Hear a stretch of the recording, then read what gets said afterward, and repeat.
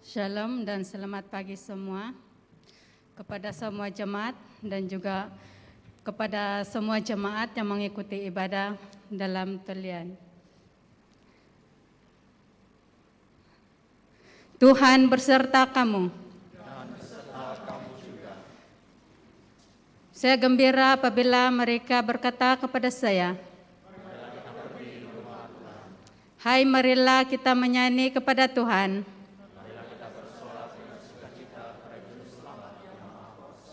Allah itu roh. Kemuliaan kepada Allah Bapa, Anak dan Roh Kudus.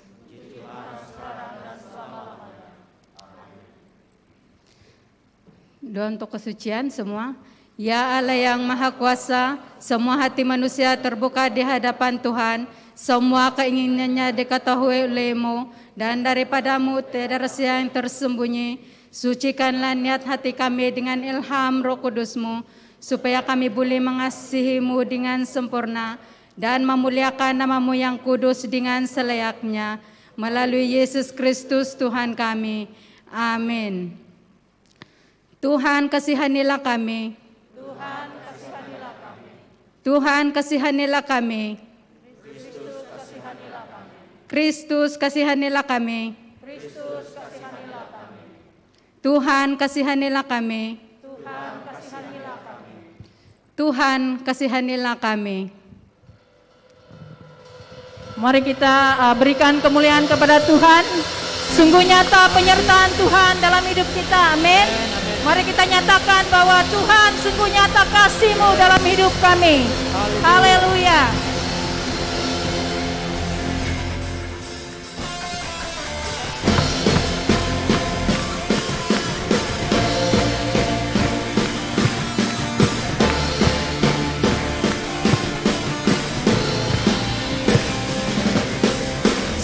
Seindahnya pelangi,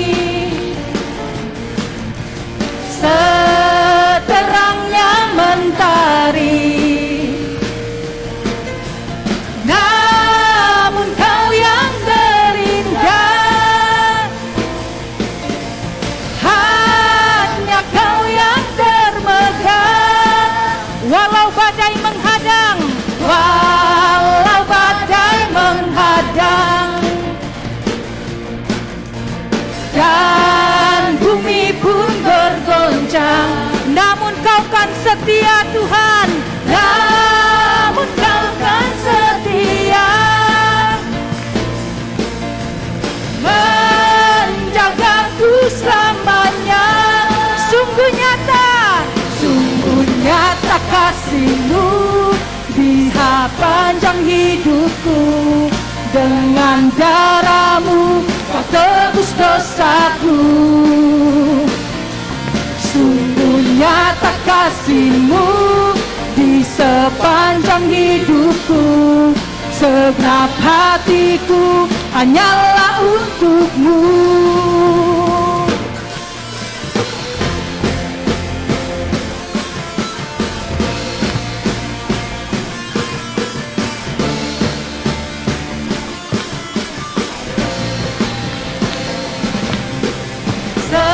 Seindahnya pelangi, seterangnya mentari, namun Kau yang terindah, hanya Kau yang termegah. walau badai menghadangnya Tuhan, Walau badai menghadang dan bumi pun bergoncang, Engkau tetap setia Tuhan. dan bumi pun bergoncang, namun Kau kan setia, menjagaku selamanya. Sungguh nyata kasih-Mu di sepanjang hidupku. Dengan darah-Mu Kau tebus dosaku. Sungguh nyata kasih-Mu di sepanjang sepanjang hidupku. Segenap hatiku hanyalah untukmu. Sungguh nyata kasih-Mu di sepanjang hidupku. Dengan darah-Mu Kau tebus dosaku. Sungguh nyata kasih-Mu di sepanjang hidupku. Segenap hatiku hanyalah untukmu. Sungguh nyata kasih-Mu di sepanjang hidupku. Dengan darah-Mu Kau tebus dosaku. Sungguh nyata kasih-Mu di sepanjang hidupku. Segenap hatiku hanyalah untukmu. Segenap hatiku hanyalah untukmu. Segenap hatiku hanyalah untukmu.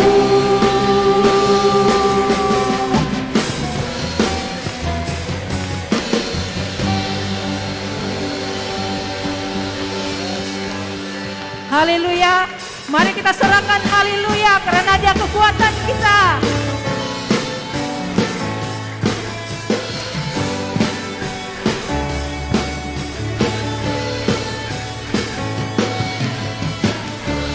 Yesus, Kau kekuatan hidupku. Takkan gentar langkahku.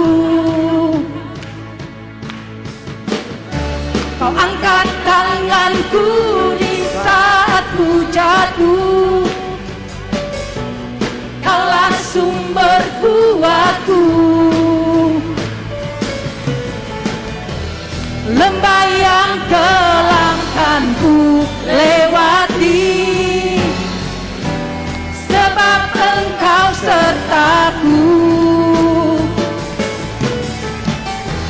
Dengan imanku ku diselamatkan oleh kuasa Yesusku. Ku angkat tanganku, ku sorakan haleluya. Nama-Mu berkuasa, surga bumi nyatakan. Ku angkat tanganku, nyatakan Kau hebat. Allah yang perkasa, berkuasa selamanya.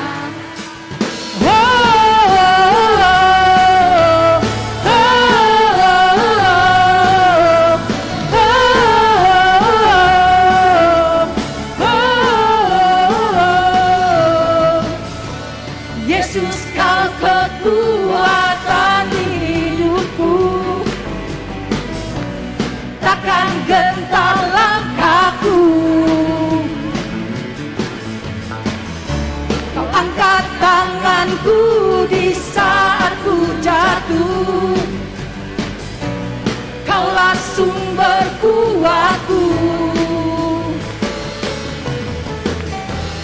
Lembah yang kelam kan ku lewati, sebab Engkau sertaku. Dengan imanku ku diselamatkan oleh kuasa Yesusku. Ku angkat tanganku, ku sorakan haleluya. Nama-Mu berkuasa, surga bumi nyatakan. Ku angkat tanganku, nyatakan Kau hebat. Allah yang perkasa, berkuasa selamanya.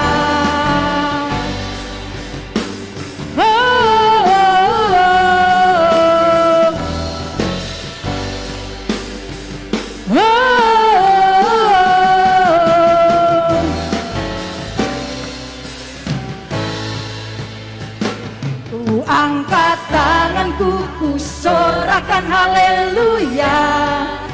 Namamu berkuasa, surga bumi nyatakan.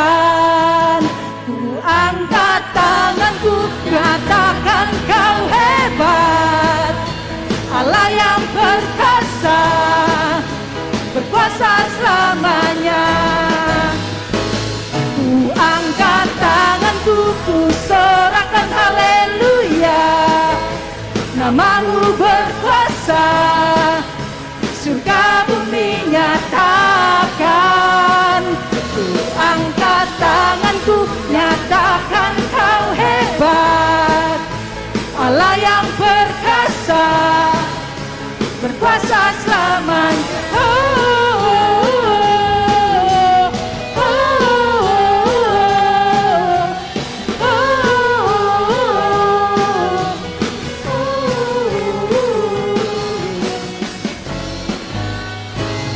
Mari kita berikan kemuliaan kepada Tuhan.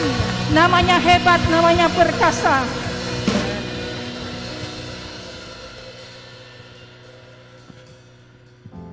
Jemaat Tuhan yang dikasihi, yang ada di tempat ini dan juga yang mengikuti secara online.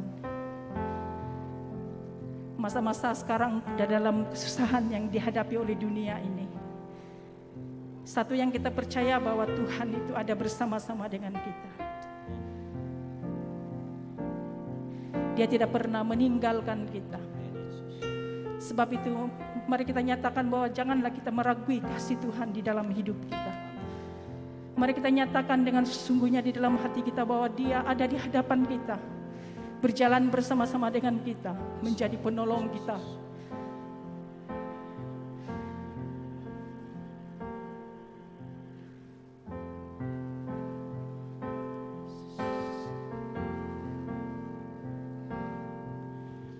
Tiada pernah ku ragukan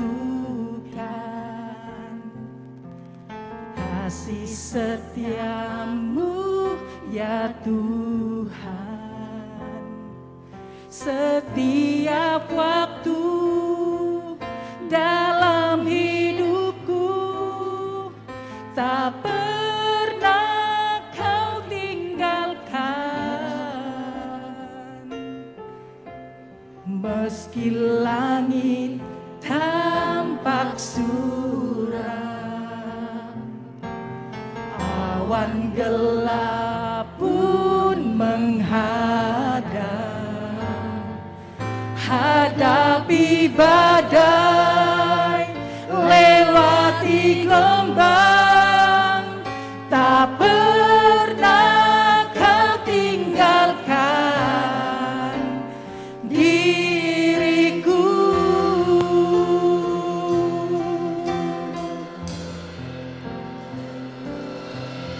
Walau 1000 rebah di sisiku, Kau tetaplah Allah penolongku.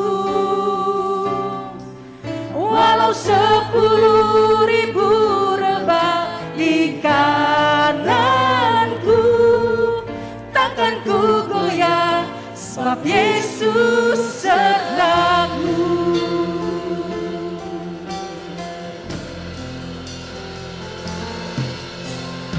Tiada pernah ku ragukan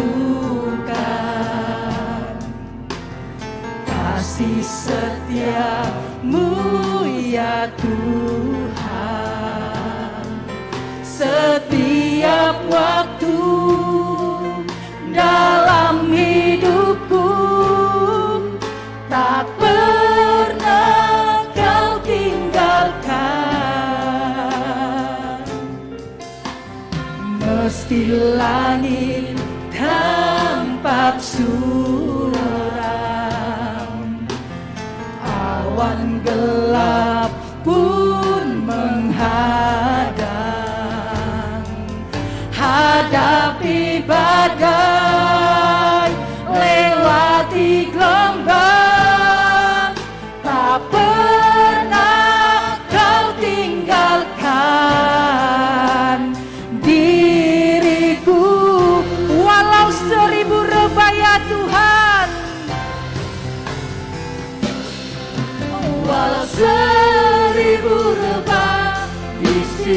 sisiku.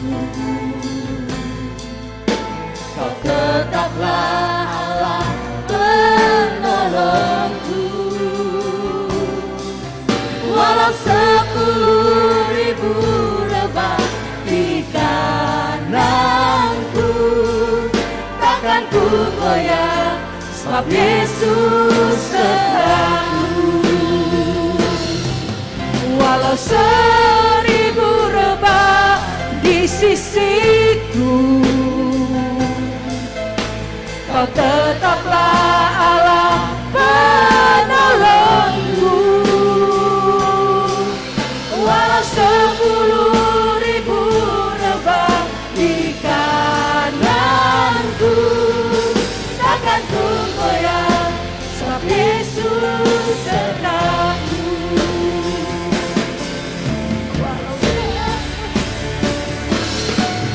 Walau 1000 rebah di sisiku,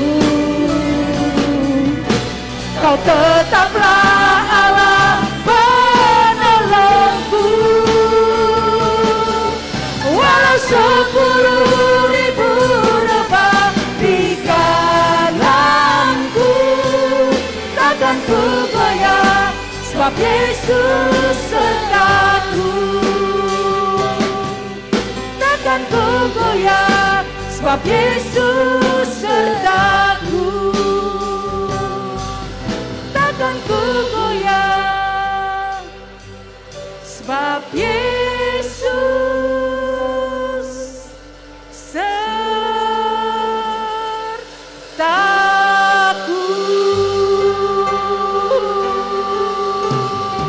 Haleluya Tuhan, Engkau beserta kami, takkan pernah meninggalkan kami. Itu janji-Mu pada kami Tuhan. Inilah yang kami pegangnya Tuhan. Kesetiaan-Mu yang sempurna, yang menuntun hidup kami Yesus.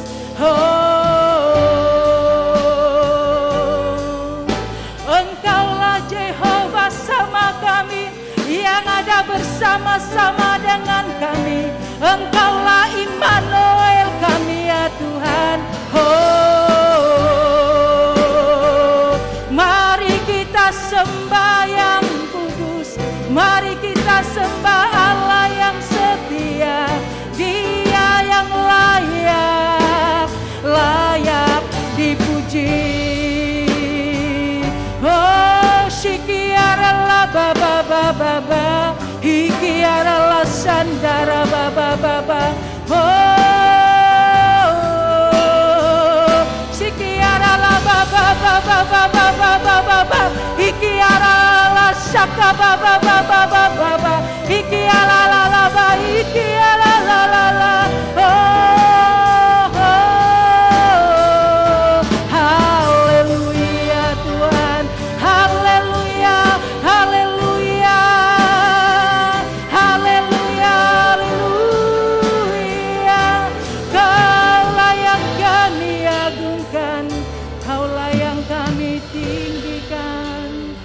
Terima kasih Tuhan, terima kasih Roh Kudus. Kami tahu Tuhan Engkau ada berada di hadapan kami Tuhan, berjalan bersama-sama dengan kami. Terima kasih Tuhan untuk janji-Mu, kasih-Mu, penyertaan-Mu, pertolongan-Mu Tuhan di dalam hidup kami. Engkaulah yang kami percayakan Tuhan seumur hidup kami. Engkaulah alasan untuk segala sesuatu ya Tuhan. Engkaulah paksi keberhasilan kami. Engkaulah segala-galanya Tuhan di dalam hidup kami. Terima kasih Tuhan. Terima kasih Roh Kudus. Semuanya Tuhan, pujian, hormat, syukur kami ini Tuhan, kami serahkan hanya kepada Engkau sendiri.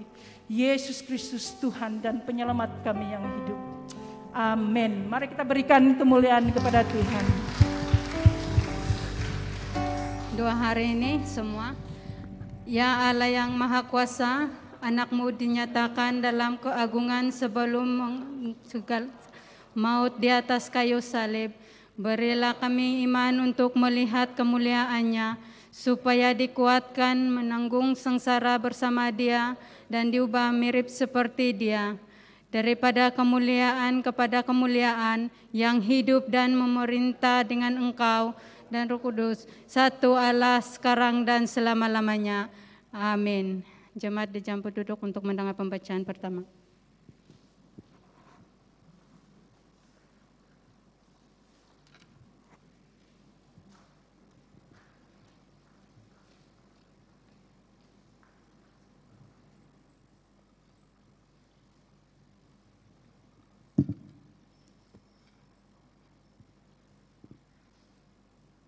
Pembacaan pertama diambil dari Kisah Para Rasul pasal 16 ayat 16 hingga 34. Kisah Para Rasul 16 ayat 16 hingga 34. Pada satu kali ketika kami pergi ke tempat sembahyang itu, kami bertemu dengan seorang hamba perempuan yang mempunyai roh tenun. Dengan tenun-tenunannya, tuan-tuannya memperoleh penghasilan besar. Ia mengikuti Paulus dan kami dari belakang sambil berseru katanya, "Orang-orang ini adalah hamba Allah yang maha tinggi. Mereka memberitakan kepadamu jalan kepada keselamatan." Hal itu dilakukannya berapa hari lamanya. Tetapi ketika Paulus tidak tahan lagi akan gangguan itu, ia berpaling dan berkata kepada roh itu, "Demi nama Yesus Kristus, aku menyuruh engkau keluar dari perempuan ini." Seketika itu juga keluarlah roh itu. Ketika tuan-tuan perempuan itu melihat bahwa harapan mereka akan mendapat penghasilan lenyap, mereka menangkap Paulus dan Silas, lalu menyeret mereka ke pasar untuk menghadap penguasa. Setelah mereka membawa keduanya menghadap pembesar-pembesar kota itu, berkatalah mereka, katanya, "Orang-orang ini mengacau kota-kota kita, karena mereka orang Yahudi dan ia mengajar adat istiadat yang kita sebagai orang Rom tidak boleh menerimanya atau menurutinya." Juga orang banyak bangkit menentang mereka. Lalu pembesar-pembesar kota itu menyuruh mengoyakkan pakaiannya dari tubuh mereka dan mendera mereka. Setelah mereka berkali-kali didera, mereka dilemparkan ke dalam penjara. Kepala penjara itu diperintahkannya untuk menjaga mereka dengan sungguh-sungguh. Sesuai dengan perintah itu, kepala penjara memasukkan mereka ke ruang penjara yang paling tengah dan membelenggu kaki mereka dalam pasungan yang kuat. Tetapi kira-kira tengah malam Paulus dan Silas berdoa dan menyanyikan puji-pujian kepada Allah, dan orang-orang hukuman lain mendengar mereka. Akan tetapi terjadilah gempa bumi yang hebat sehingga sendi-sendi penjara itu goyang. Dan ketika itu juga terbukalah sebuah pintu dan terlepaslah belenggu mereka semua. Ketika kepala penjara itu terjaga dari tidurnya dan melihat pintu-pintu penjara terbuka, ia mengunus pedangnya hendak membunuh diri, karena ia menyangka bahwa orang-orang hukuman itu telah melarikan diri. Tetapi Paulus berseru dengan suara nyaring, katanya, "Janganlah celakakan dirimu, sebab kami semuanya masih ada di sini." Kepala penjara itu menyuruh membawa suluh, lalu berlari masuk dan gemetar tersungkur di depan Paulus dan Silas. Ia menghantar mereka keluar sambil berkata, "Tuan-tuan, apakah yang harus aku perbuat supaya aku selamat?" Jawab mereka, "Percayalah kepada Tuhan Yesus Kristus dan engkau akan selamat, engkau dan seisi rumahmu." Demikianlah firman Tuhan. Jemaat dijemput berdiri untuk menyambut pembacaan Injil. Injil Kudus daripada Tuhan kita Yesus Kristus menurut Lukas pasal 4 ayat 14 hingga 30. Lukas pasal 4 ayat 14 hingga 30. Dalam kuasa Roh kembalilah Yesus ke Galilea dan tersiarlah kabar tentang dia di seluruh daerah itu. Sementara itu ia mengajar di rumah-rumah ibadat di situ dan semua orang memuji dia. Ia datang ke Nazaret, tempat ia dibesarkan, dan menurut kebiasaannya pada hari Sabat, ia masuk ke rumah ibadat lalu berdiri hendak membaca dari Alkitab. Kepadanya diberikan kitab Nabi Yesaya, dan setelah dibukanya, ia menemukan nas di mana ada tertulis, Roh Tuhan ada padaku, oleh sebab Ia mengurapi aku untuk menyampaikan kabar baik kepada orang-orang miskin, dan Ia telah mengutus aku untuk memberitakan pembebasan kepada orang-orang tawanan dan penglihatan kepada orang-orang buta, untuk membebaskan orang-orang yang tertindas, dan untuk memberitakan tahun rahmat Tuhan telah datang. Kemudian Ia menutup kitab itu, memberikannya kepada pejabat, lalu duduk, dan mata semua orang di rumah ibadat itu tertuju kepadanya. Lalu Ia mengajar mereka, katanya, pada hari ini genaplah nas itu sewaktu kamu mendengarnya. Dan semua orang itu membenarkan Dia, dan mereka heran akan kata-kata yang indah yang diucapkannya. Lalu kata mereka, bukankah ia ini anak Yusuf? Mereka berkata, maka berkatalah Ia kepada mereka, tentulah kamu akan mengatakan pepatah ini kepadaku. Hai Tabit, sembuhkanlah dirimu sendiri.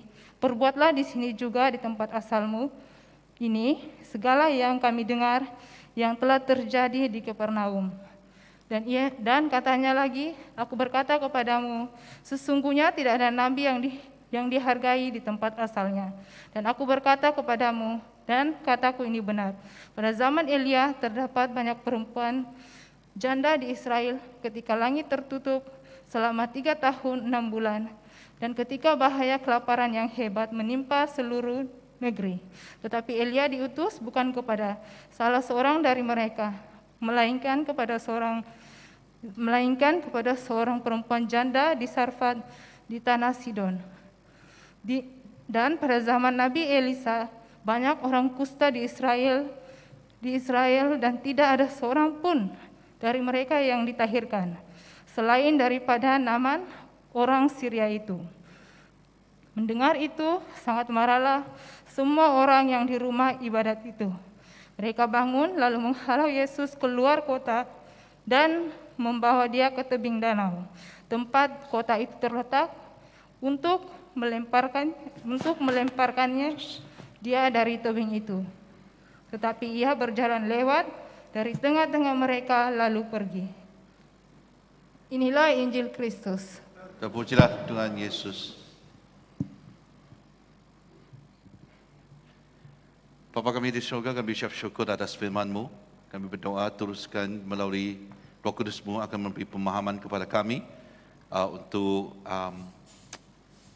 teruskan perjalanan ini, dan untuk kami melihat di Kisah Para Rasul apakah pengajaran yang penting dapat kami aplikasikan bagi melihat Tuhan Engkau sedang membina gereja ini untuk maju ke kematangan yang sepenuhnya.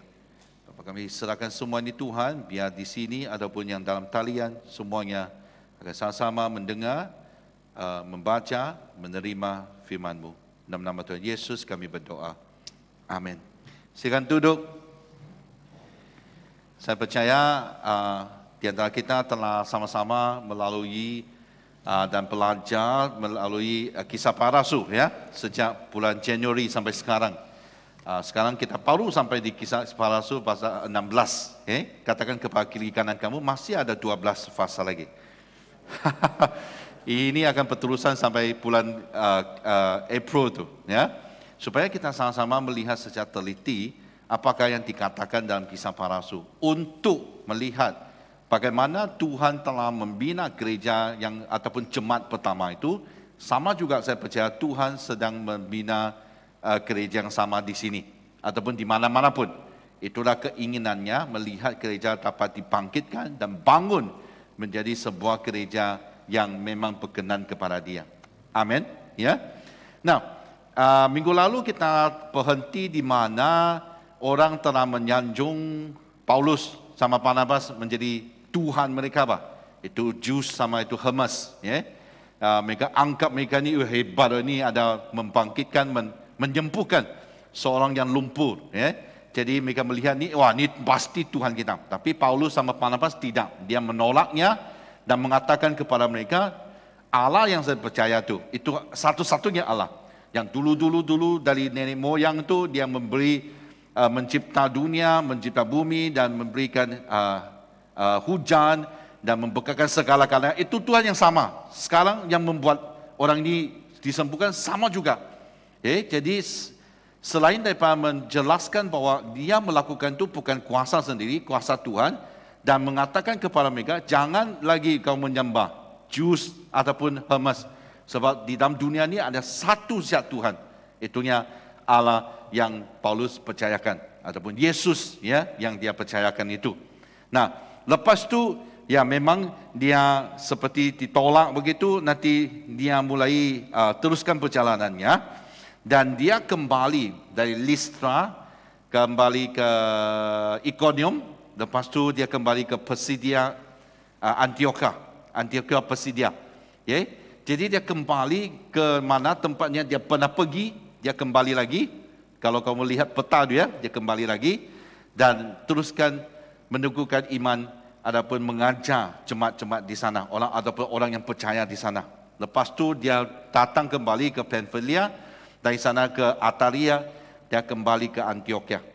Sampai di Antioquia, di pasal 15 ada sesuatu yang terjadi. Beberapa orang yang dari Yudea ke Antioquia mencabar mereka, Pak. Kenapa orang yang percaya ini mereka tidak disunatkan? Sebab mengikut peraturan ataupun hukum yang diturunkan oleh Musa, semuanya harus disunat. Jadi isu sunat ke tidak sunat itu menjadi satu pembahasan. Dari sana Antioquia, gereja menghantar Paulus dan Barnabas ke Yerusalem, bukannya untuk misi, tapi ke sana ada satu sidang untuk berbahas di sana. Jadi pembahasannya habis itu, ya mereka tidak lagi mendesak bahwa harus mesti disunat. Tapi hanya mereka katakan, oh kamu harus tinggalkan tabiat-tabiat ataupun satu amalan-amalan yang dulu yang tidak baik itu kamu harus hapuskan. Itu saja. Jadi mereka hantar satu surat ke sana dan Paulus dan Barnabas kembali ke Antioquia. Setelah kembali di Antioquia, di sana mereka dihantar lagi untuk misi yang kedua. Tadi misi yang pertama sudah habis, ini perjalanan misi yang kedua. Dalam perjalanan misi yang kedua, seharusnya Paulus dan Barnabas untuk bersama-sama lagi. Tapi Barnabas mau bawa Markus. Kalau Anda masih ingat, Markus itu yang meninggalkan tim ataupun pasukannya Paulus itu waktu dipegang. Tak tahu alasan apalah. Jadi Paulus tidak suka dia. Memang tu, dia tidak mau dia. Sampainya dia bertengkar dengan Barnabas. Jadi lepas tu berpisah. Ini berpisah bukan cinta ya. Berpisah sebab kau mau bawa Markus, okeylah. Aku bawa Silas. Barnabas bawa Markus ke mana? Ke Cyprus. Kembali ke kampungnya Barnabas. Sebab itu Markus itu dia punya cousin, sepupu. Sepupu, bukan anak buah. Sepupu, ya. Jadi kembali ke Cyprus. Paulus bawa Silas ke mana? Kembali ke jalannya seperti Listra, Derbe, sebagainya. Di Listra, di Derbe, itulah dia dia memanggil Timotius. Sebab di Listra orang bilang, oh Timotius ni hebat, pandai dia cakap tentang Tuhan Yesus lah. Jadi dia bawa Timotius masuk pasukannya. Dan dia teruskan perjalanan itu, sampainya ke satu tempat di mana di Misia. Kalau kamu membaca pasal 15, dia sampai ke Misia, seharusnya mau masuk ke Misia. Tapi Roh Kudus tidak mengizinkan dia. Di tempatnya Troas. Troas kalau kamu lihat wayang itu Trojan tu. Trojan hari ini virus tu. Kalau Trojan di komputer, habis komputermu. Jadi ini Troas, saya pernah di sana, mengagumkan. Itu apa? Trojan tu yang besar tu masih di sana, hampir 5 tingkat begitu. Oh, kami boleh sampai masuk ke sana untuk ambil gambar sebagainya lah. Tapi yang paling mengagumkan, yang sampai saya terharu adalah waktu berada di Troas, tempatnya di mana Paulus mendengar panggilan Makedonia. Daripada masuk ke Misia, Roh Kudus memanggil dia, memberi dia satu visi, memanggil dia ke Makedonia. Jadi dari Troas, mereka turun ke Neapolis, mereka di sana dan berlayar ke sampainya Neapolis. Neapolis adalah pelabuhan di Filipi. Kenapa saya cakap begini? Sebab kita harus tahu, waktu Paulus sampainya ke Filipi, dia mulai lagi menginjil. Tiap-tiap kali walaupun ada penganiayaan, dia tetap menginjil. Ada penganiayaan, menginjil lagi. Jadi penginjilan tidak pernah berhenti. Nah, sampai di Filipi, di daerah Makedonia, dia mulai memberitakan Injil di Filipi. Kota Filipi ini ada 2 orang yang penting. Inilah sampai pasal 16 sudah. Satu adalah Lydia. Lydia waktu di sana, Paulus tak tahu kenapa, dia berkhotbah kepada perempuan-perempuan. Luar biasa. Sebab perempuan, kalau kelas perempuan kan, wanita, jarang ada peluang begitu tu. Tapi sebab di mana? Di orang asing. Kalau Yahudi, hampir tidak mungkin.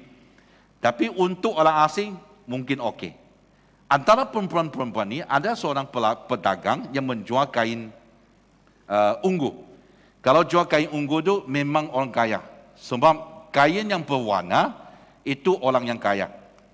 Jadi kalau wayang-wayang tentang Yesus kah, yang dulu-dulu di Yerusalem, Israel kah, semua bajunya antara kelabu ataupun warna-warna yang biasalah. Kalau ada yang warna yang begini itu, yang ada ungu terutamanya, itu orang kaya.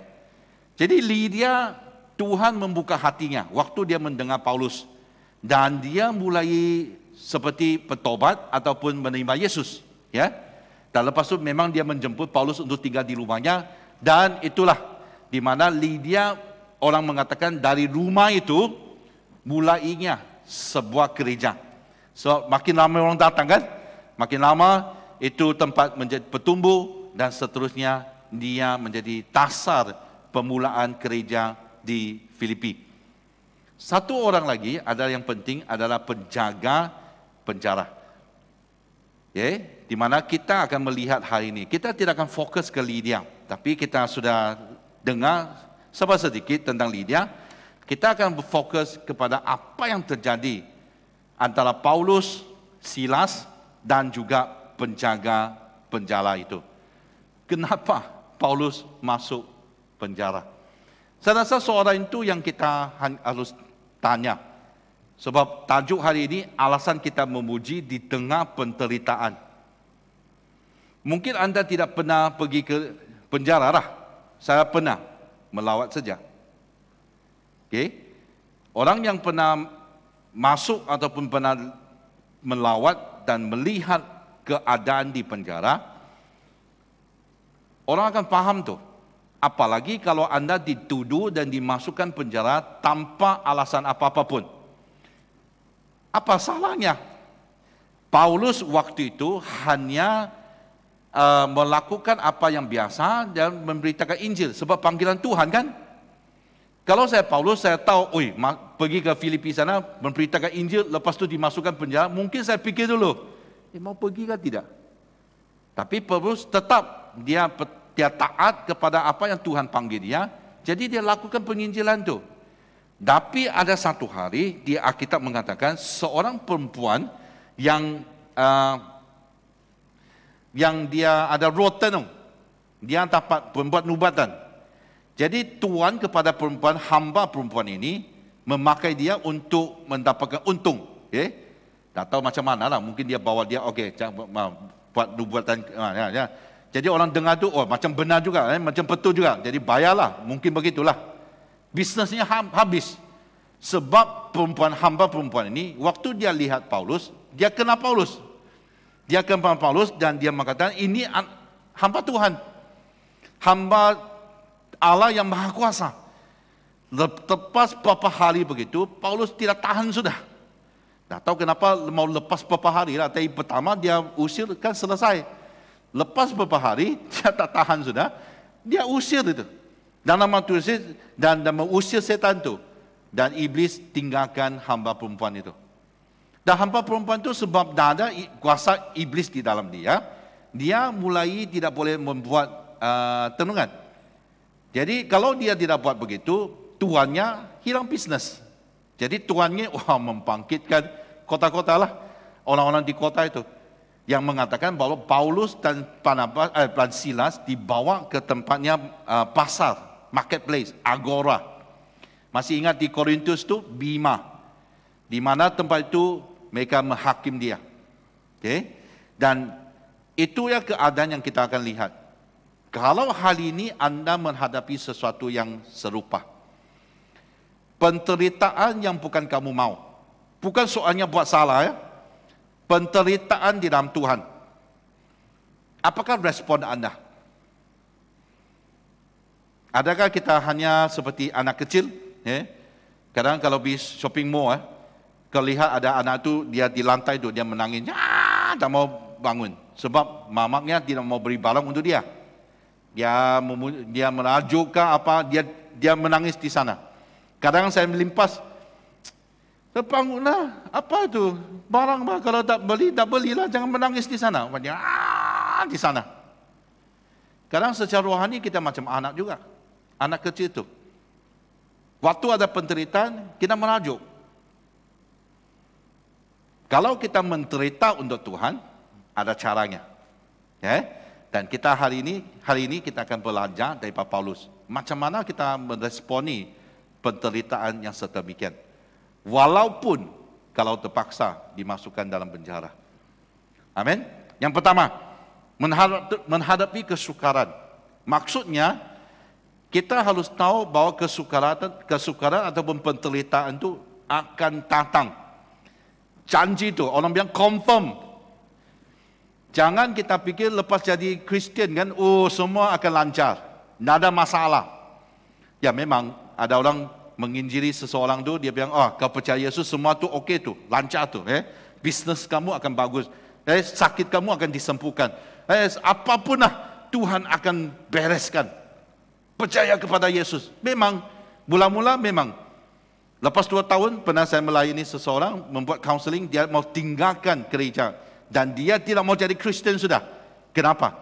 Sebab tipu tu, bilang semua lancar. Nampak sekarang ini, aku ada kanser, bisnes tak bagus, isteri mau tinggalkan saya, kenapa? Ya memang mungkin ada kesalahan sendirilah. Tapi dia tidak dapat menerima penderitaan itu. Dia tidak dapat menghadapi kesukaran itu.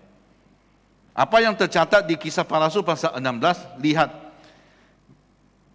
Ketika tuan-tuan perempuan itu melihat bahwa harapan mereka untuk mendapat penghasilan lenyap, mereka menangkap Paulus dan Silas lalu menyeret mereka ke pasar untuk menghadap penguasa. Setelah mereka membawa keduanya menghadap pembesar-pembesar kota itu, berkatalah mereka, katanya, orang-orang ini mengkacau kota kita ini kerana mereka orang Yahudi dan mereka mengajarkan adat istiadat yang kita sebagai orang Roma tidak mungkin menerimanya ataupun menurutnya. Juga orang banyak bangkit menentang mereka, lalu pembesar-pembesar kota itu menyuruh menggoyakkan pakaian itu, tubuh mereka dan mentera mereka. Setelah mereka berkali-kali ditera, mereka dilempahkan ke dalam penjara. Seharusnya ditera itu dipukul dengan kayu. Jadi penderitaan yang seperti demikian, sampainya mereka dilempahkan ke penjara. Dan di sana kepala penjara diperintahkan untuk menjaga mereka dengan sungguh-sungguh. Sesuai dengan perintah itu, kepala penjara memasukkan mereka ke ruang penjara yang paling tengah dan memperengkul kaki mereka dalam basungan yang kuat. Penderitaan. Dalam keadaan itu, macam mana kita meresponi? Putus asa? Merajuk? Loh Tuhan, kalau kau mau buat begini, kasih tahu dulu. Kan dulu kalau saya ke Mesia kan tidak ada apa-apa. Kau panggil saya ke Makedonia, sekarang aku sengsara. Adakah kita harus meresponi begitu? Macam mana menghadapi kesukaran ini, kita harus tahu bahwa kesukaran ataupun penderitaan dalam Tuhan itu satu adalah janji. Adapun satu kenyataan. 2 Korintus pasal 6 ayat 3. Dalam hal apapun kami tidak memberi sebab orang tersandung, supaya pelayanan kami jangan sampai dicela. Sebaliknya, dalam segala hal kami menunjukkan bahwa kami adalah pelayan Allah. Iaitu macam mana seorang pelayan Allah itu? Kita baca sama-sama di sini. Dalam menahan dengan penuh kesabaran, dalam penderitaan, kesesakan, kesukaran, dalam menanggung tera, dalam penjara, dalam kerusuhan, dalam bercerit maya, dalam berjaga-jaga dan berpuasa, dalam kemurnian hati, pengetahuan, kesabaran, kemurahan hati dalam Roh Kudus dan kasih yang tidak munafik, dalam pemberitaan kebenaran dan kekuasaan Allah dengan menggunakan senjata-senjata keadilan untuk menyerang ataupun untuk membela, ketika dihormati ataupun ketika dihina, ketika diumbat atau ketika dipuji, ketika dianggap sebagai penipu namun dipercayai, sebagai seorang yang tidak dikenal namun terkenal, sebagai seorang nyaris mati tapi sungguh kami hidup, sebagai seorang yang dihajar namun tidak mati, sebagai seorang bertukacita namun sentiasa bersukacita, sebagai seorang miskin namun berkaya dalam banyak orang, sebagai orang tak pemilik, sekalipun kami memiliki segala sesuatu. Inilah pelayan Allah. Penderitaan itu adalah sesuatu yang dijanjikan, pasti akan berlaku waktu kita melayani Tuhan. Amin. Jadi tim pasukan pujian yang melayani Tuhan sudah terlambat. Kamu tidak boleh berpatah balik sudah. Jangan kau bilang Canon, kalau kau begitu kasih tahu awal-awal. Saya pikir dulu mau melayani kan tidak. Sudah terlambat. Kita sudah dalam pasukan ini. Tapi orang yang dalam pasukan ini kalau tahu walaupun kita melayani Tuhan dan akan menghadapi penderitaan, oke itu. Sebab Tuhan beserta dengan kita. Amin. Yohanes pasal 15, ini datang daripada Tuhan Yesus sendiri. Ingatlah apa yang kukatakan kepadamu, seorang hamba tidaklah lebih tinggi daripada tuannya. Jikalau mereka telah menganiaya aku, maksudnya Yesus, mereka juga akan menganiaya kamu. Macam mana orang buat kepada Yesus, akan buat kepada kita juga. Seperti tadi Injil yang dibacakan. Dia hanya khotbah saja, orang mau mengheret dia dan mentolak dia ke bawah bukit. Tapi Tuhan yang, saya percaya roh yang bawa tolong dia. Dia dapat berjalan dan lepaskan diri. Yohanes pasal 16 ayat 33. Semuanya itu katakan kepada kamu, supaya kamu peroleh damai secara dalam aku. Dalam dunia kamu menderita penganiayaan, tetapi kuatkanlah hatimu, aku telah mengalahkan dunia. Amin. Jadi waktu ada penderitaan, tahunya Yesus telah mengalahkan dunia. Kita relax saja. Aman. Filipi pasal 1 ayat 29. Sebab mereka kamu dikaruniakan bukan saja untuk percaya kepada Kristus, melainkan juga untuk menderita untuk Dia. Kita diberikan kasih karunia ini walaupun kita seorang berdosa, kita diselamatkan. Tapi waktu yang sama, kasih karunia itu adalah membantu kita supaya apa? Menghadapi penderitaan. Maksudnya kalau kita makin menderita untuk Tuhan, makin banyak kasih karunia yang kita akan alami. Saya bukan suruh kamu minta, oh Tuhan, biarlah penderitaan curahkan kepada saya. Hari ini kita doa, Tuhan curahkan berkat-Mu kan? Curahkan berkat-Mu, datanglah rezeki-rezeki. Jarang kita berdoa, oh Tuhan datanglah penderitaan itu. Aku siap-siap, datanglah, curahkan sepenuhnya. Tapi aku tanya, dia akan datang tuh. Dalam nama Tuhan Yesus lah. Jangan sebab kita silap buat sesuatu, kita menderita, kita salahkan Tuhan. Macam baru-baru ini ada orang tidak scan pergi kedai kopi dia makan. Dah scan MySejahtera tu, kena denda 10,000. Kalau kau lupa scan MySejahtera, kena denda 10,000, jangan salahkan Tuhan. Pun jangan kasih tahu orang, nanti buat kesaksian di kelompok sel kan, bilang, oh aku menderita. Itu bukan menderita, itu kesilapan sendiri. Kan? Jangan kau pergi, walaupun kau pergi melayani, tidak pakai mask, kena denda, kau bilang, oh aku menderita untuk Tuhan sebab aku melayani. Itu salah sendiri. Tapi ini betul-betul kalau kita buat sesuatu seperti apa yang Paulus lakukan, menginjil saja, buat apa saja yang betul, tapi masih menderita. Oke itu. Tuhan bilang, kuatkan hatimu, sebab Dia telah mengalahkan dunia ini. Amin.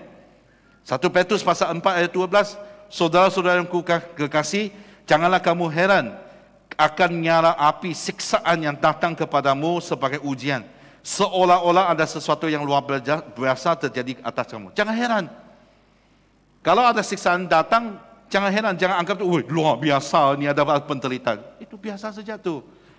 Apa yang diajar di sini oleh Petrus, sebaliknya bersukacitalah. Bilakah kali terakhir kamu menderita tu kau masih bersukacita?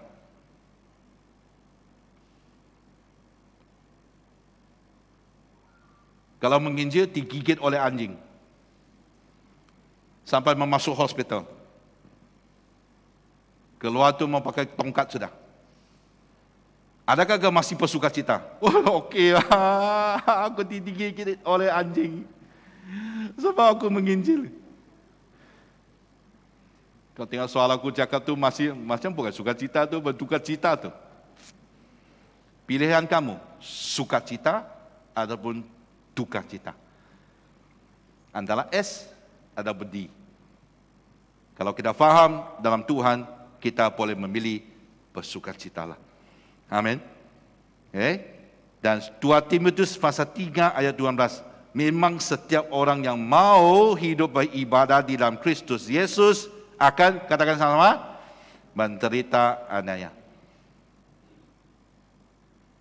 Tapi itulah sebab kita lakukan dalam Tuhan, pastinya Tuhan akan menolong kita. Itu yang akan membawa kepada poin kedua. Dengan memuji secara berterusan. Paulus memilih bersukacita. Paulus memilih percaya kepada Tuhan. Walaupun penjara yang paling tengah dan dipelenggu, tapi masih dia bersukacita. Dalam keadaan yang bersukacita, apa yang dia buat? Dia memuji Tuhan. Bila di sini katakan ayat 25, tetapi kira-kira tengah malam, Paulus dan Silas berdoa dan menyanyikan pujian-pujian kepada Allah, dan orang-orang hukuman lain mendengarkan mereka. Tengah malam. Cubalah kau main lagu malam ni, tengah malam. Tengok jiranmu akan marah kamu, oi.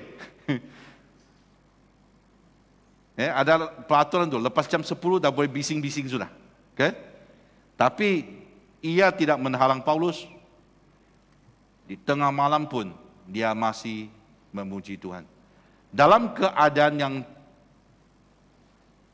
luar biasa, sebab bukan biasa kan tengah malam, dan juga keadaan yang gelap, dan keadaan yang terpelenggu, masih dia memuji Tuhan. Apakah lagu yang kamu nyanyikan waktu kamu menderita?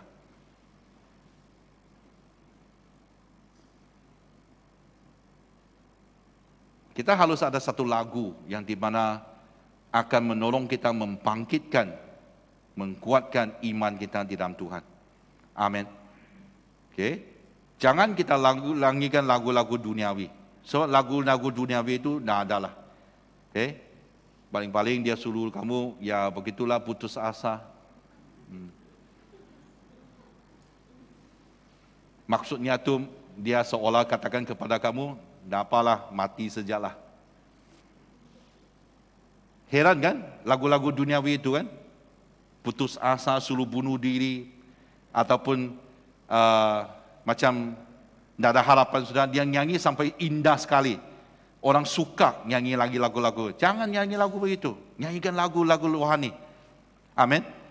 Pernah saya diajar, kalau kamu lewat perkuburan tengah malam, apakah lagu yang kamu nyanyi? Lagu-lagu Korea? Apa tu? Tut.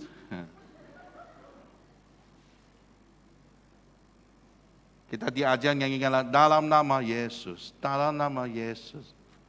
Apa iblis dikalahkan? Kalau sekolah minggu, tenang dia. Sebab kalau kau tidak tiup dia tiup kamu tu. Perkuburan kan, tengah malam tu. Cuba kau pergilah. Heran tu perkuburan tu, mereka tanam pokok-pokok yang kalau dianyun oleh angin kan, kau nampak tahun-tahun begitu bas. Kalau di Menggata, Batu 5,5 tu, ada satu jenis pokok dipanggil Tiao Kiangsu bah. Tiao Kiangsu itu pokok gantung diri. Sebab dia macam ada tali-tali begitu lah. Macam sekarang lah, kalau lampu kan. Kalau lewat tu, kalau kata silap dia macam akan kau tersangkut di sana. Apalagi kalau ada petir kan, kamu nampak macam iblis tu, nanti hilang. Apalagi dalam nama Yesus, dalam nama Yesus. Kau nyanyi lagu akan bangkitkan semangat kamu. Percayalah. Makin menderita, makin kita nyanyi. Makin berat, makin beban dalam desakan apa saja tekanan jiwa kah, nyanyikan lagu. Selagi kita ada peluang untuk menaikkan pujian kepada Tuhan. Bukan saja hari Minggu. Ini dah cukup nih hari Minggu, berapa minit saya kami nyanyi. Harusnya sentiasa. Saya banyak CD tu, saya beli lagu-lagu untuk peperangan rohani, lagu-lagu yang dapat tenangkan jiwa dan sebagainya. Banyak CD ku di office. Lain kali buat lawatan lah. Dan tunjukkan CD-CD itu untuk kamu. Kalau rasa ada tekanan tu, saya ambil CD. Saya pergi cek tu. Macam menu kan. Nah, CD apa. Okey, dengan doa saya ambil. Biar lagu itu membawa saya memuji Tuhan. Amin. Dan pujian tu harus berterusan. Tidak harus berhenti. Mazmur pasal 42 ayat 9. Tuhan memerintahkan kasih setianya pada siang hari dan pada malam hari. Aku menyanyikan nyanyian satu doa kepada Allah kehidupanku. Amin.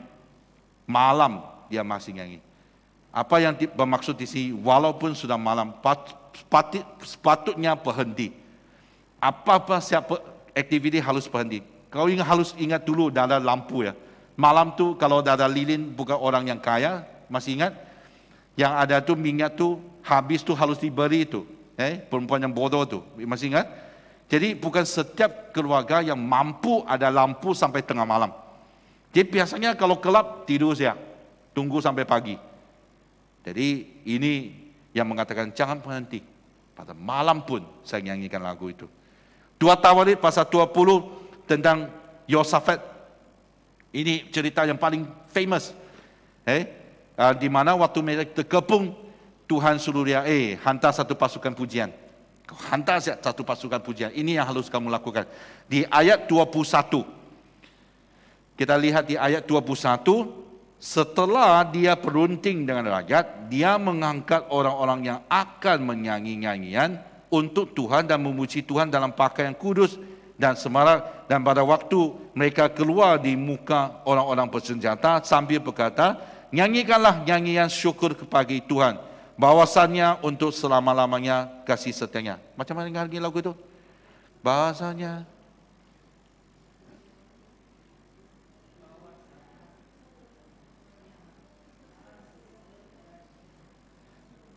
macam mana? Si setianya, okey. Tadi sini. Hadapi askar ataupun dia punya musuh dikepung, tapi hantar siap pasukan pujian sebab Yosafat percaya kepada Tuhan. Dan ketiga, mereka mulai bersorak-sorai dan menyanyikan nyanyian pujian. Sama-sama katakan, dibuat Tuhanlah menhadangan terhadap Bani Ammon dan Moab dan orang-orang dari pegunungan Sia yang hendak menyerang Yehuda, sehingga mereka terpukul kalah. Sehingga mereka terpukul kalah. Makin kau menyanyi, makin Tuhan bekerja. Amin. Ya. Jadi yang terakhir, menghadapi keajaiban. Bukannya macam mana pintu penjara itu dibuka, tidak. Sebab lepas dia buka semua, Paulus sama Silas tidak larikan diri. Dia masih di dalam. Ini bukan keajaiban yang saya akan cakap. Keajaiban yang terjadi di mana penjaga penjara itu percaya Yesus. Itu keajaiban. Ya, kalau Tuhan mau hentikan ombak, badai, Tuhan mau hentikan hujan sebab kita ada projek di luar, ada aktiviti ataupun program di luar, perayaan di luar. Tuhan mau sembuhkan seseorang. Bukan keajaiban, Tuhan memang boleh melakukan. Amin. Apakah keajaiban hari ini adalah di mana kita waktu melihat seorang itu percaya Yesus? Bukannya Tuhan lemah, tapi kalau itu boleh menjadi sesuatu yang biasa, hari ini banyak orang percaya Yesus. Tapi ada orang masih dia tolak. Jadi waktu seorang itu percaya Yesus, itu sesuatu keajaiban. Lihatlah kembali. Waktunya kita percaya Yesus ataupun waktunya kita bertobat. Bukankah itu keajaiban? Dan waktu kita masih berdosa, Tuhan tunjukkan kasih-Nya. Dan menghantar Yesus mati untuk kita. Dan semua orang yang percaya kepada Yesus akan diselamatkan. Itu keajaiban. Amin. Jadi apa yang terjadi di sini, di Kisah Para Rasul pasal 16 ayat 29, saya mau Anda fokus ke ayat 30. Dia menghantar mereka keluar sambil berkata, Tuan, Tuan, apakah yang harus aku berbuat supaya aku selamat? Jawab mereka, Paulus ya, percayalah kepada Tuhan Yesus Kristus dan engkau akan selamat, engkau dan seisi rumahmu. Amin. Jangan heran hari ini, lepas pandemik ini kah apapun, ada orang cuba mau dapatkan jawapan ini. Bagaimana kami dapat diselamatkan? Kalau mereka dapat melihat Kristen, orang yang percaya, makin kita dapat bersukacita walaupun dalam penderitaan. Musim-musim penderitaan itu orang mungkin menderita dari segi keuangan. Menderita dari segi kerja. Mungkin gaji kamu dipotong. Mungkin bisnes kamu dalam titiknya gulung tikar sudah. Dalam keadaan begini, ada lagi ahli anggota, ahli keluarga sakit. Macam mana? Macam mana? Percayalah kepada Tuhan. Sebab kalau kita dapat meresponi dengan baik, teman-teman kita, kawan-kawan kita, jiran-jiran kita, rakan sekerja kita, pasti dia akan tanya, manakah rahasia kamu? Orang tu sekarang yang sentiasa dalam keadaan yang khawatir kan, risau tu, dia di sini tu hebat bah. Dia sampai berkelut, sampai kau simpan 2 sen pun dia dapat kepit tu. Coba lihat kiri kanan kamu, macam mana tahi kah? Ya, macam mana tahinya? Coba kau simpan 20 sen di sana, boleh dia kepit kah? Kalau tahinya di sini boleh kepit 20 sen tu, kau suruh dia bersukacitalah. Serius. Kita harus mengisytiharkan apa yang dalam Alkitab. Di antara kita supaya orang yang lain yang belum percaya, dia lihat, wih, luar biasa. Orang semua susah-susah, kamu masih happy. Dari mana rahasia kamu? Sebab kita ada Tuhan. Percayalah kepada Tuhan Yesus, engkau akan selamat, engkau dan seisi rumahmu akan selamat. Inilah ayat yang saya ambil berdoa untuk bapakku selama 10 tahun. Dari mamaku percaya Yesus dulu, lepas tu kakakku, abang, lepas tu saya. Bapakku tidak terima Yesus, reject. Caroling datang, dia pakai menyapu. Oi, orang datang tengah malam setengah mati begitu, dia tolak dia. Kami pun malu, bah, ya, macam-macam. Ya, mau pergi gereja tak boleh. Hari Minggu tu bukan ada online waktu itu, tidak ada ibadah. Ambil ayat ini, hampir tiap hari berdoa untuk papaku. Sebab kami percaya dalam Yesus, saya selamat dan seisi keluarga saya akan selamat juga. Amin. Itunya janji daripada Tuhan. Lukas pasal 10 ayat 18. Lalu kata Yesus kepada mereka, aku melihat iblis jatuh seperti kilat dari langit. Sesungguhnya aku telah memberikan kuasa kepadamu untuk menginjak ular dan kalajengking dan kuasa untuk melawan kekuatan musuh. Sehingga tidak ada yang akan membahayakan kamu. Namun demikian, janganlah bersukacita kerana roh-roh itu tertakluk kepada kamu. Maksudnya, ini kacang bah. Dapat tu, saya pasti boleh buat. Tetapi, bersukacitalah kerana namamu ada terdaftar di syurga. Itu keajaiban. Amin. Saya ingat satu kali waktu pelayanan di Indonesia pada pemulaannya, pun tak tahu kenapa, Immigration mungkin lihat saya ini orang bisnes nih, dia tahu ini pendeta tuh, tidak ada banyak uangnya,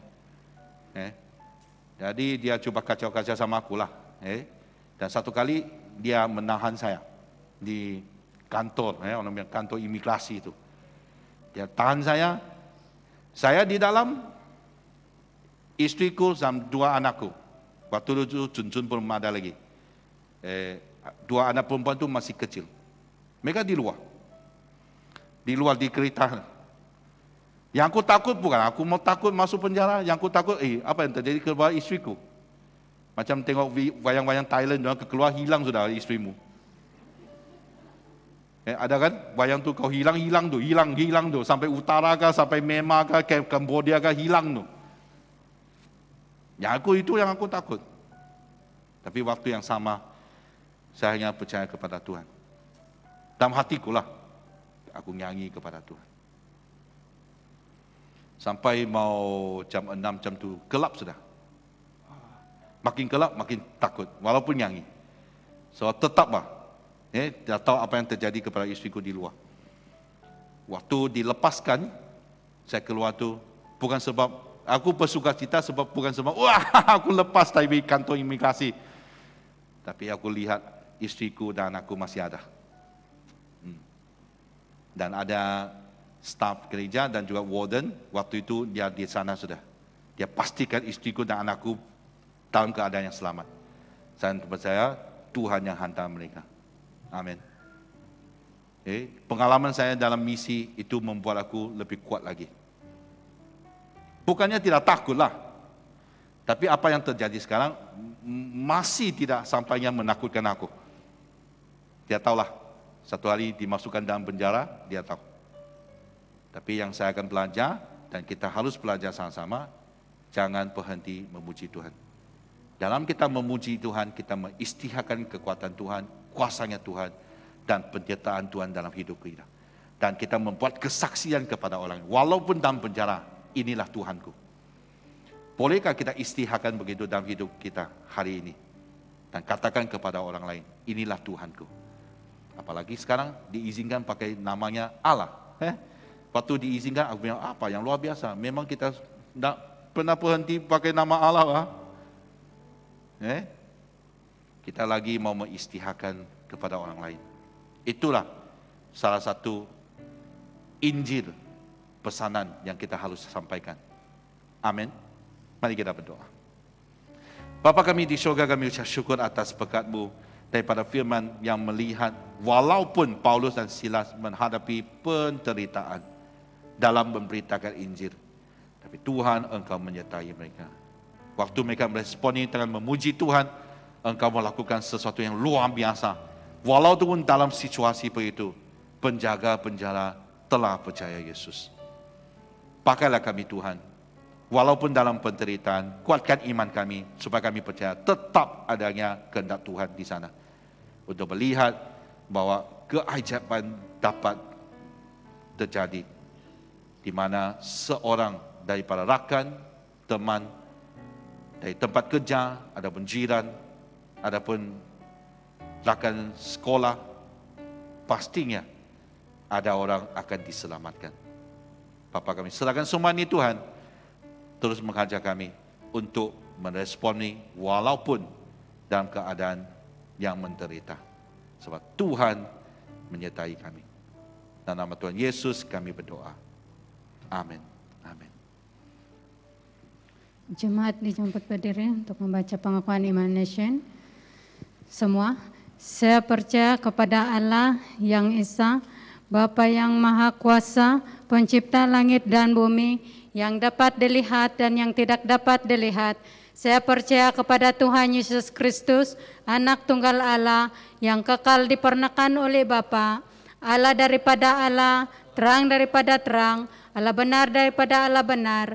Dia dipernakan bukan dijadikan, sebab dia satu dengan Bapa, maka segala sesuatu dijadikan olehnya, untuk kita manusia dan untuk keselamatan kita. Dia turun dari syurga dan oleh kuasa Roh Kudus, dia dilahirkan oleh anak darah Maria dan menjadi manusia. Karena kita, dia disalibkan semasa pemerintahan Pontius Pilatus, Dia menderita, disiksa sampai mati, lalu dikuburkan. Pada hari yang ketiga, dia bangkit pula menurut yang dinubuatkan dalam Alkitab. Lalu dia naik ke syurga, dia duduk di sebelah kanan Bapa. Dia akan datang kembali dalam kemuliaan untuk menghakimi, baik orang yang masih hidup maupun orang yang sudah mati, dan kerajaannya tidak akan berkesudahan. Saya percaya kepada Roh Kudus, yaitu Tuhan dan pemberi hidup, yang datang daripada Bapa dan Anak, serta dengan Bapa dan Anak, Dia disembah dan dipermuliakan. Dia telah berfirman melalui nabi-nabi. Saya percaya kepada gereja sedunia yang kudus, dan daripada rasul-rasul itu, saya mengaku satu baptisan akan mendatangkan pengampunan dosa. Saya menantikan kebangkitan orang mati dan kehidupan dalam dunia yang akan datang. Amin.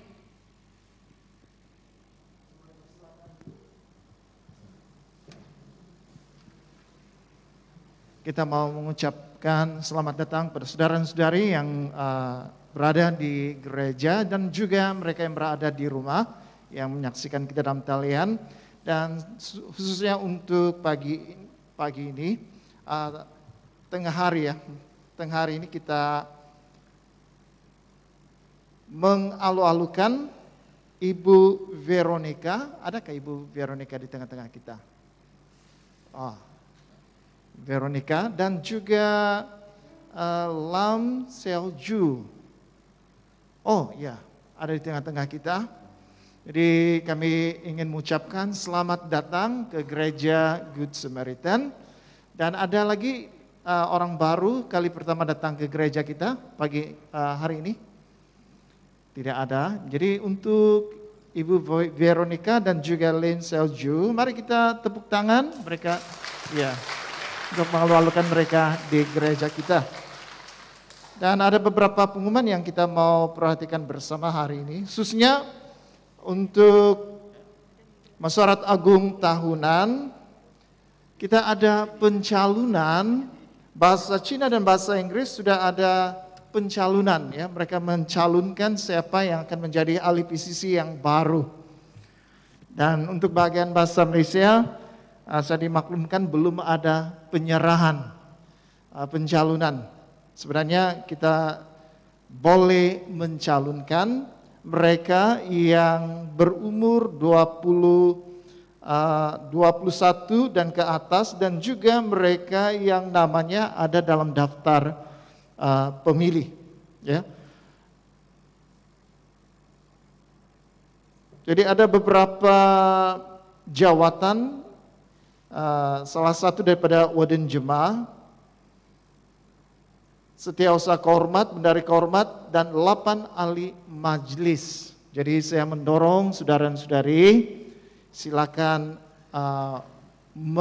mencalonkan orang-orang yang kita melihat potensi dalam diri mereka sebagai pemimpin-pemimpin di gereja kita. Jadi selepas kebaktian ini Anda boleh ambil borang pencalonan, Anda isi mencadang orang yang Anda calonkan, dan minta orang yang Anda calonkan itu untuk tanda tangan. Maksudnya untuk mengesahkan bahwa dia menerima cadangan Anda untuk mencalonkan dia. Jadi sila berbuat demikian. Kalau tidak ada wakil kita dari bahasa Malaysia yang akan menjadi ahli PCC pada tahun ini kalau pemilihan itu diadakan pada masa EJM nanti. Jadi sila bertindak. Dan pada hari Minggu Suci ada 3 kebaktian. Yang pertama Kamis Putih pada 1 April jam 8 malam. Untuk bahasa Cina dan bahasa Inggris gabungan diadakan di gereja, tempat duduk 175 orang saja. Tetapi untuk bahasa Malaysia kita akan adakan di Dewan ini seramai 80 orang sahaja. Jadi Anda melihat dalam bulletin Anda, e-bulletin Anda, ada pautan yang sudah disediakan. Jadi sila daftar menggunakan pautan itu. Jadi bukan dalam itu pendaftaran kebaktian dalam kita punya WhatsApp ya, Bukan, kita lihat dalam pautan yang sudah disediakan dalam Google ya, laman web kita di Google. Kedua, Minggu Suci, meditasi Jumat Agung. Pada 2 hari bulan, kita ada meditasi 14 stasiun salib. Bahasa Cina, jam 12 tengah hari hingga jam 1 di gereja. Untuk jemaah bahasa Inggris, bermula jam 1 hingga jam 2 petang di Dewan. Dan untuk bahasa Malaysia, kita akan berkumpul di gereja dari jam 2 hingga jam 3 petang. Jadi ini tidak memerlukan pendaftaran. Siapa saja yang boleh datang, silakan datang. Dan yang ketiga dalam Minggu Suci, kebaktian Minggu Paskah pada 4 hari bulan April. Jadi semua acara ini dilangsungkan di gereja, tetapi ada masa-masa tertentu. Untuk bahasa Cina, jam 7.30 pagi, bahasa Inggris jam 9.45 pagi. Dan bahasa Malaysia, bukan jam 11 ya, jam 12 tengah hari. Jam berapa? Ini untuk kebaktian Paskah jam 12. Dan ini hanya berlaku pada minggu itu sahaja. Selepas itu Minggu Suci ini, selepas Minggu Paskah, kembali lagi kebaktian seperti biasa pada pukul 11 pagi. Jadi ada pautan di sana untuk mendaftar. Jadi sila gunakan pautan. Ini pautan tidak sama dengan yang Kamis Putih. Tidak sama dengan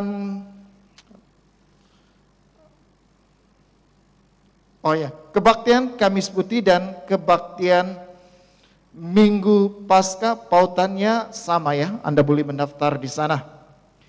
Nah, sehubungan dengan itu, untuk pembaptisan, upacara pembaptisan sebelum ini kita umumkan akan diadakan pada hari Sabtu.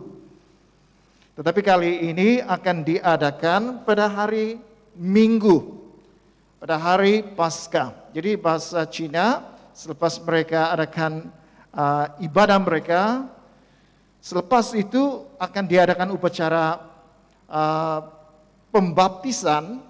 Demikian juga untuk bahasa Inggris, lepas kebaktian mereka akan segera ke Dewan untuk mengadakan upacara pembaptisan.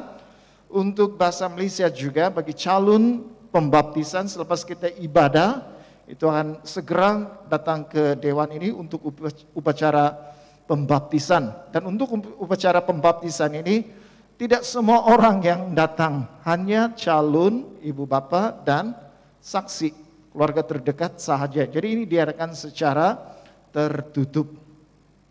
Jadi sila ambil perhatian.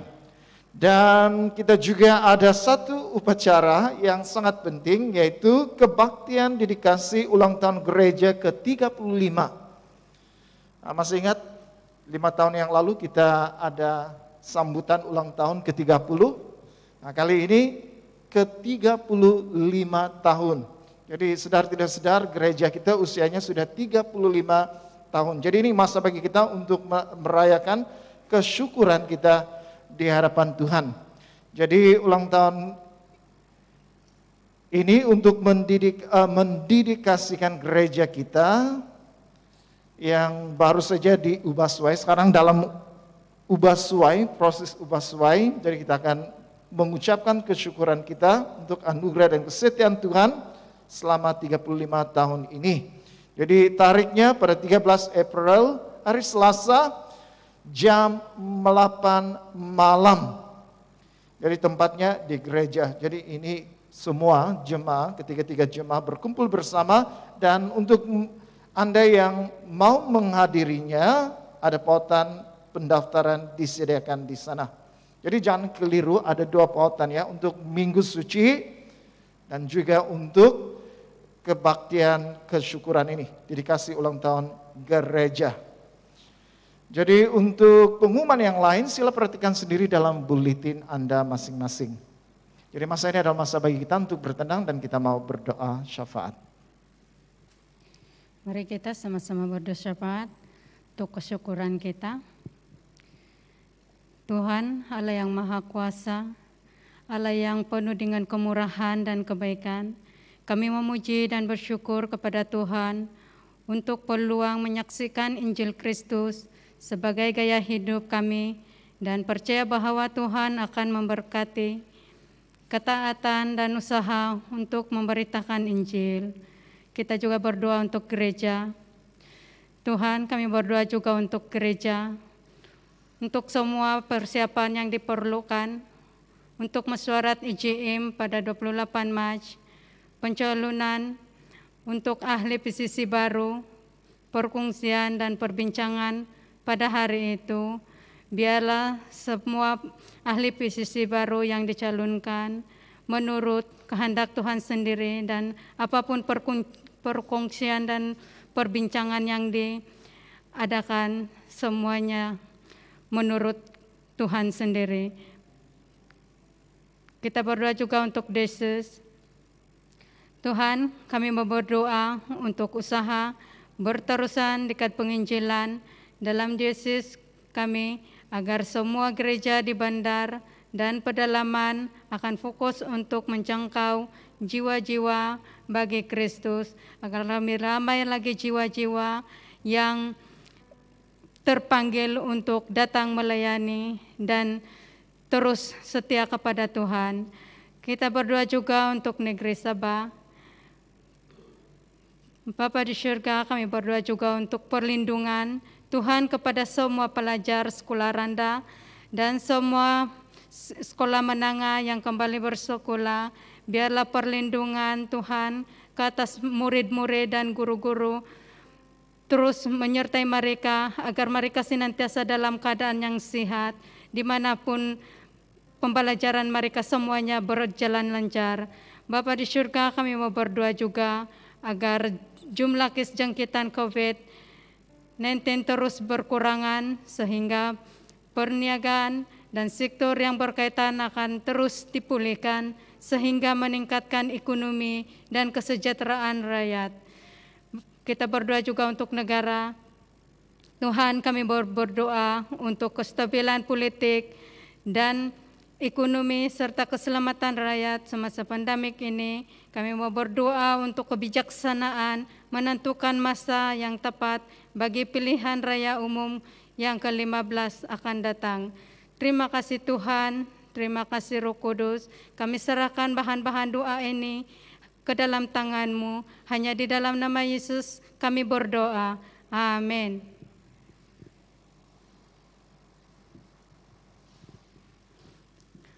Pengakuan dosa.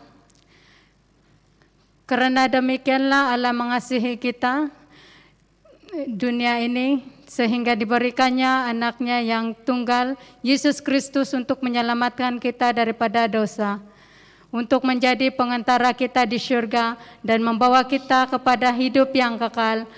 Oleh karena itu, marilah kita mengakui dosa-dosa kita dengan sesal serta beriman, dan berniat hendak melakukan hukum-hukum Allah serta hidup dalam kasih dan damai dengan semua manusia. Semua Allah yang penuh balas kasihan, Bapa kami yang di surga, Pencipta kami dan Hakim kami, kami telah berdosa terhadap Engkau dan terhadap sesama manusia, baik dalam pikiran, perkataan, dan perbuatan, melalui kelalaian, kelemahan, dan kesalahan yang disengajakan. Kami sekarang bertobat dan benar-benar menyesal sebab kesalahan kami. Bapa, ampunilah kami demi anak-Mu, Yesus Kristus yang telah mati untuk kami. Kuatkanlah kami supaya dapat mengasihi dan mentaati-Mu dalam kehidupan yang baru, melalui Yesus Kristus Tuhan kami. Amin.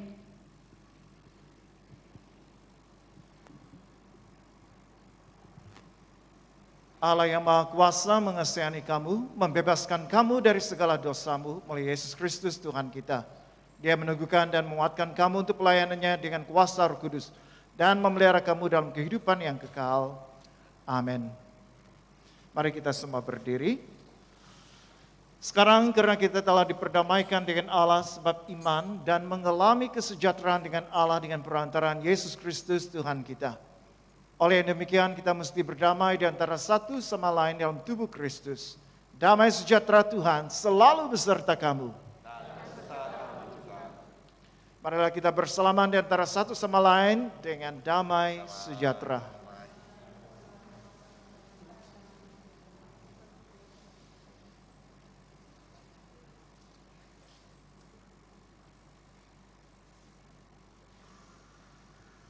Saudara dan saudara yang kasih dalam Tuhan Yesus, angkatlah hatimu. Marilah kita mengucap syukur kepada Tuhan Allah kita. Bukan saja patut, bahkan adalah kewajiban kita dan kegembiraan kita selalunya dan di mana-mana saja mengucap syukur dan pujian. Bapa yang Maha Kuasa, pencipta langit dan bumi, dan sekarang kami bersyukur sebab oleh Dia Engkau memberi kami semangat disiplin agar kami dapat menang atas kejahatan dan bertumbuh dalam kasih karunia. Sebab itu kami turut memuji Engkau bersama dengan suara malaikat-malaikat dan penghulu-penghulu malaikat dan semua kaum surga yang selalu memuji dan membesarkan nama-Mu yang mulia itu. Kudus, kudus, kuduslah Tuhan, Allah daripada segala kuasa dan keperkasaan, surga dan bumi penuh dengan kemuliaan-Mu. Hosana bagi yang maha tinggi. Semua dipersilakan duduk, kita mempersiapkan hati kita untuk perjamuan suci.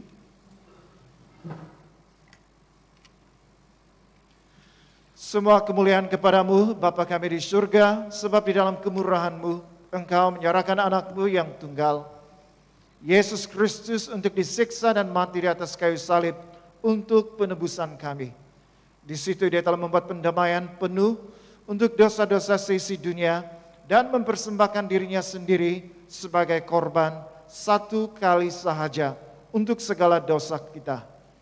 Dia telah menentukan dan di dalam Injilnya memerintahkan kami untuk melanjutkan perjamuan ini sebagai peringatan abadi akan kematiannya yang sangat tinggi nilainya sampai Dia datang kembali. Dengarlah kami yang meminta dengan rendah hati, ya Bapa yang berkasihan, dan kurniakanlah supaya melalui kuasa Roh Kudus kami yang menerima kurnia-kurnia ini, roti dan air anggur, menurut peraturan anak-Mu, Yesus Kristus penyelamat kami, sebagai peringatan akan sengsara dan kematiannya, akan mendapat bagian dalam tubuh dan darahnya yang sangat berharga itu. Pada malam Tuhan Yesus dikhianati, Dia mengambil roti dan mengucap syukur, lalu memecah-mecahkan roti itu dan membagikannya kepada murid-muridnya sambil berkata, ambil dan makan. Inilah tubuh aku yang diberikan untuk kamu. Buatlah demikian sebagai peringatan akan aku. Begitu juga setelah habis makan, Dia mengambil cawan serta mengucap syukur, lalu memberikannya kepada murid-muridnya serta berkata, minumlah ini kamu semua, ini adalah darah aku, darah perjanjian baru yang dicurahkan bagi kamu dan bagi semua orang untuk pengampunan dosa. Buatlah demikian setiap kali kamu melakukannya sebagai peringatan akan aku.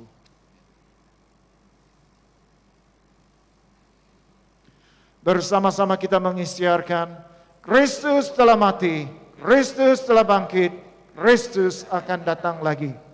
Kita memecahkan roti ini untuk mendapat bagian dalam tubuh Kristus.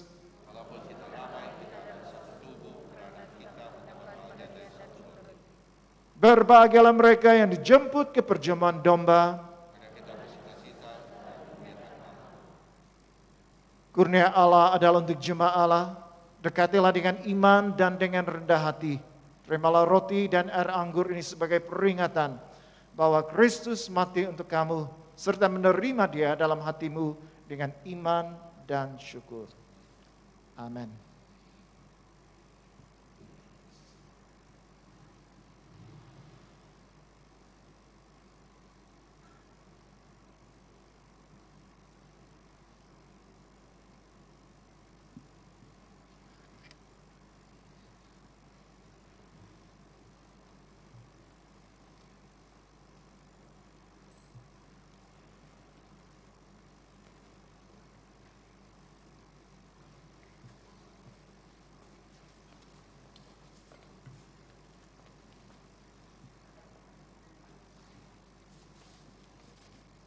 Tubuh dan darah Tuhan kita Yesus Kristus kiranya memelihara kamu dalam kehidupan kekal.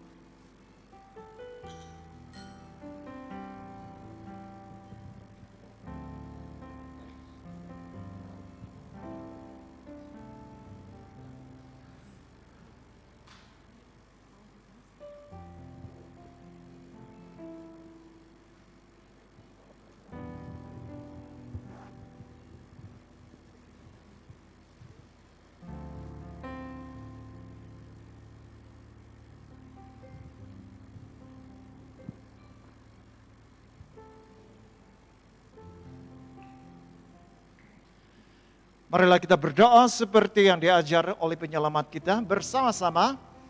Bapa kami di surga, dikuduskanlah namamu, datanglah kerajaan-Mu, jadilah kehendak-Mu di bumi seperti di surga. Berikanlah kami pada hari ini makanan kami sehari-hari. Ampunilah kami akan dosa-dosa kami, seperti kami juga mengampuni orang yang bersalah kepada kami. Janganlah membawa kami ke dalam pencobaan, tetapi lepaskanlah kami daripada yang jahat. Karena Engkau-lah yang punya kerajaan, kuasa dan kemuliaan, sekarang dan selama-lamanya. Amin. Doa syukur bersama-sama. Allah kekal Bapa kami yang di surga, kami mengucap terima kasih kepadamu yang telah menerima kami sebagai anggota-anggota hidup anak-Mu, Yesus Kristus, Juru Selamat kami. Kami mengucapkan terima kasih kepadamu yang telah memberi kami makanan rohani di dalam sakramen tubuh dan darahnya. Sekarang utuskanlah kami ke dalam dunia dengan damai, dan kurniakanlah kami kekuatan dan keteguhan hati untuk mengasihi dan melayani Engkau dengan sukacita dan hati yang ikhlas. Amin. Mari kita semua berdiri untuk menyambut berkat dari Tuhan kita. Sentosa Allah yang melebihi pengertian manusia, memelihara hati dan jiwa kamu di dalam pengetahuan dan kasih Allah dan anaknya Yesus Kristus Tuhan kita. Dan berkat Allah yang Maha Kuasa, Bapa, Anak, dan Roh Kudus, berserta dengan kamu dan tinggal serta dengan kamu sampai selama-lamanya. Amin. Saudara dan saudara yang kasih dalam Tuhan Yesus, pergilah dengan damai sejahtera dan layanilah Tuhan. Dalam nama Kristus. Amin. Hidup kita lebih daripada pemenang. Amin. Amin. Amin. Haleluya.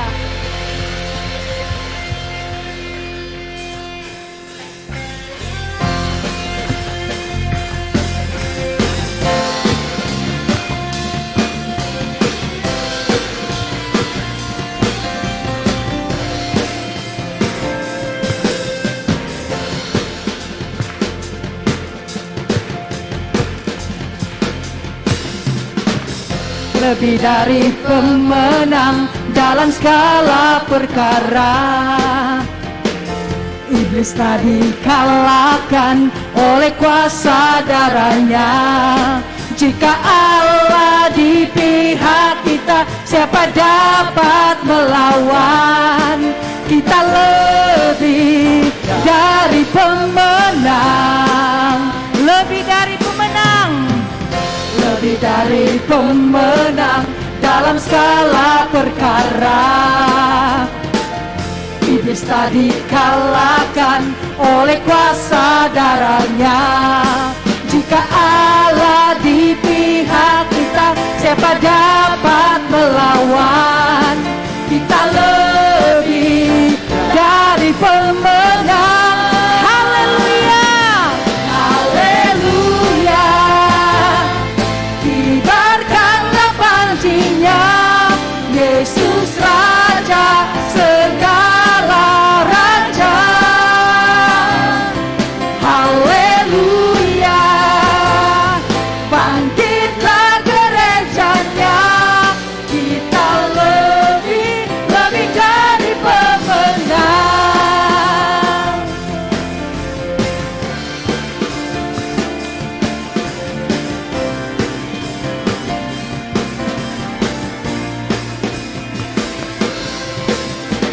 Lebih dari pemenang dalam segala perkara. Iblis tadi kalahkan oleh kuasa darahnya.